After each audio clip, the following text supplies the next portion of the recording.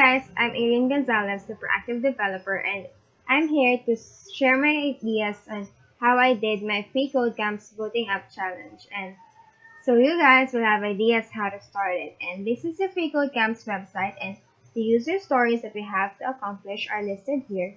And if you click this link right here, you will be directed to this app. So this is the real example of what we're going to do. Go to this website and explore so you'll know more about the app. To open my Node.js command prompt, and commands may be different in a Mac environment. So I'm gonna create a folder. I'm gonna go to desktop first. I'm gonna create a folder. Let's say voting app. So this is how we create a folder. mkdir space voting app. We're going inside the folder that we created. cd space voting app. And make sure that your Node.js and npm are installed and updated.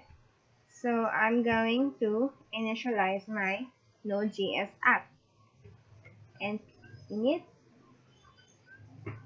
So this will be the name. I'll just enter. Okay, I want to emphasize here the entry point index.js.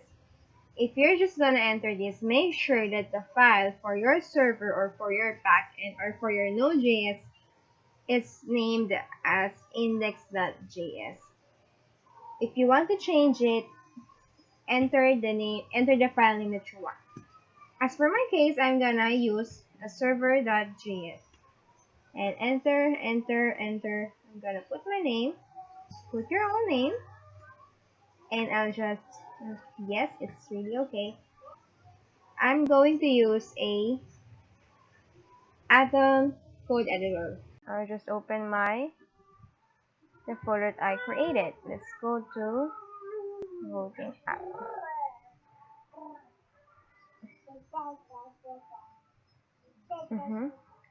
So this is, if you want to change anything in your package.json, just go do it. And I'm gonna create a file, server.js. So this is what I'm talking about earlier. This is the entry point. This is where our Node.js code goes. And so what do we need? I'm gonna install some things. Oh, first things first, let's install npm i-save express. What else do we need? We also need body parser and CORS. Let's just wait. I also want to install global nodemon. So we need nodemon, so it watches for the changes that we make on our code. And I also want to install npm i global. So if you install a module globally, it means that you can use it as a command. Okay? But for now, let's just install the Create React app. This is what we're going to use as our front-end framework or our, user interface. Let's go Create React app. Let's create now the folder for our front end. Create React app. I'm gonna use client, so it's going to be easier and faster to know which is which. Okay, so we already installed our Create React app, and this is what Create React app created. Oh my god, that's like a tongue twister. So first of all, let's test it out if it's all working.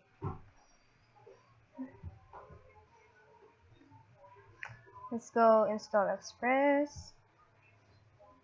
Let's go install body parser. Let's go install CORS. Okay, let's just change something over here. If you press RE and then enter, it's gonna give you that font. So just a little trick over there. And I'm gonna go let app equals express. Oops, so sorry. Then let's go with app.use horse. I haven't really understood what's its purpose, but I think it's somehow related to using headers in your application. And I just copy some things, and I'm gonna change this to client public and add a path module because we're using it here. So express.static lets us serve our static files. So Express knows where our static files are. And the next thing is we are using a body parser, and it's somehow related to allowing us to use rec.body in our Express code in our Node.js code. So I'm gonna do this one and use app.route.get function rest. So yeah, these are the the basics. And rest.send file path the drawing their name plus client slash public slash index.html. Yep, so we're sending our static index file when our application gets this request. So then app.listen process.env.port or 3001, then function. I'm going to just display something on console working. And then next thing to do is let's go to the package.json of our client folder. Package.json of our client folder. After scripts, let's add proxy, and let's enter this localhost 3001. So we're going to add this proxy because Create React app uses a default port which is 3000.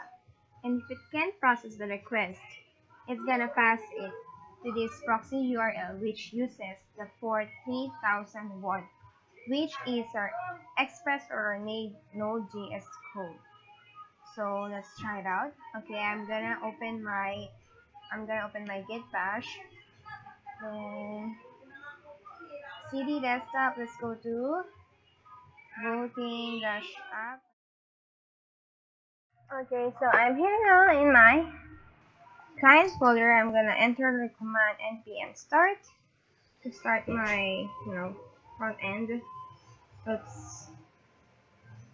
Then I'm going to my Node.js command prompt. I'm going to enter nodemon inside my voting-app folder.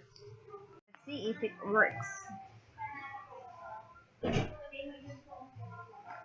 go. Okay, it's working.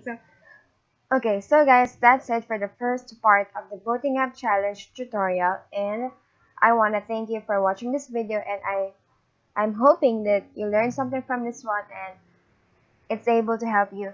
So see you in my next video.